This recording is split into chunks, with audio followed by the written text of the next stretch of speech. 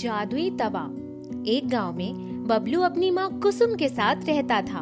उसके पिता बहुत पहले ही गुजर गए थे। कुसुम लोगों के खेतों में मजदूरी करके अपना और अपने बेटे का खर्च चलाती थी। बबलू पास के ही सरकारी स्कूल में पढ़ाई करता था। एक दिन जब वो स्कूल से आया, माँ जल्दी कुछ खाने को दे दो, बहुत भूख लगी है। बेटा 3-4 दिन से मैं काम पर जा ही नहीं पाई। मेरे सर में बहुत दर्द था, इसीलिए घर में खाने को कुछ नहीं है। कोई बात नहीं माँ, मैं पानी ही पी लेता हूँ। माँ लेकिन पानी पीकर मैं खेलने जा रहा हूँ। आज मेरा कबड्डी का मैच है। बबलू पानी पीकर कबड्डी खेलने चला गया।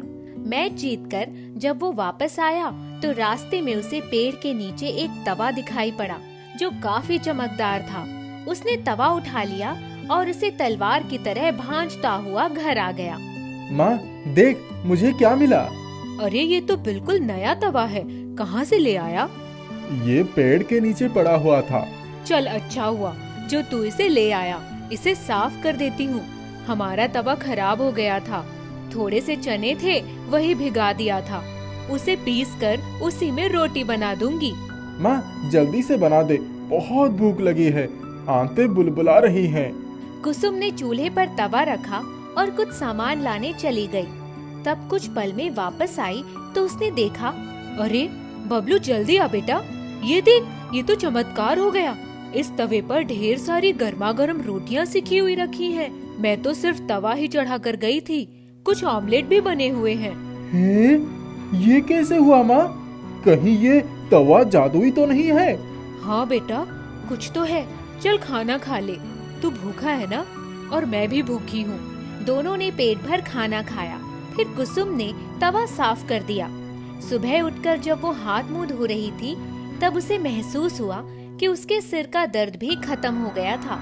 वो कुछ काम से रसोई में गई तो उसने देखा वहाँ तरह तरह के व्यंजन बने रखे थे।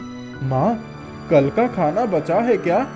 नहीं बेटा, तुम्हारे जादुई तवे के कारण आज मेरा सर दर्द भी खत्म हो गया और रसोई में बहुत सारे व्यंजन बने रखे हैं। सच माँ? चल देखूं तो सही। बबलू रसोई में जाकर देखता है तो कई बर्तनों में खाना बना हुआ रखा होता है। माँ मुझे खाना दे दे, अभी तो मैं स्कूल जा रहा हूँ और अपने लिए खाना निकाल कर बाकी का खाना मुझे दे दे।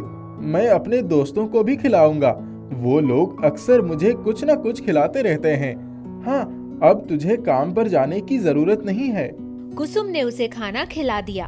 बबलू ने टिफिन टाइम में जब सबको खाना खिलाया तो बच्चे उंगलियां चाटने लग गए। अरे गुड्डू, तेरी माँ तो बहुत ही अच्छा खाना बनाती है। अब से मेरे लिए भी रोज टिफिन ले आना। हाँ मेरे लिए भी। कई बच्चों ने बबलू से टिफिन लाने की सिफारिश की। बबलू बहुत खुश हुआ। घर आकर, माँ सब बच्चों को खाना बहुत पसंद आया, उन सबको हमारे घर का टिफिन रोज चाहिए। ठीक है, कल से ले जाना। अब तो रोज का ये नियम बन चुका था। धीरे धीरे 3 महीने बीत गए। जो खाना बचता कुसुम आस पड़ोस में बांट देती। उसके बगल में एक नया पड़ोसी मनीराम आया था। वो लोग बहुत गरीब थे। मनीराम मजदूरी करता था। उसकी पत्नी शोभा बहुत चालाक और आलसी थी।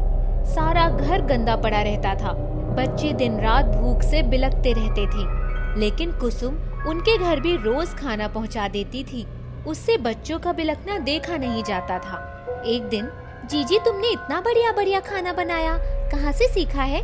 मुझे भी सिखा दो ना। मैं तुम्हें रोज दे तो जाती हूँ, खुद भी खाओ और बच्चों को भी खिलाओ। कुछ तो चक्कर है जो ये सिखाना नहीं चाहती। एक दिन जब शोभा कुसुम के घर आई तो उसने देखा कुसुम सो रही थी और उसके घर में बढ़िया बढ़िया खाने की खुशबू फैली हुई थी।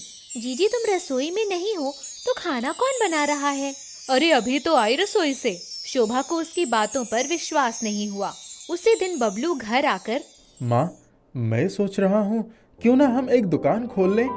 हमारे पास खाना बनाने की समस्या तो खत्म हो गई है ना। कुछ आमदनी हो जाएगी तो एक अच्छा सा घर भी बनवा लेंगे। उसके मुंह से निकलते ही उनकी छोटी सी झोपड़ी सारी सुख सुविधाओं सहित आलीशान हवेली में बदल गई।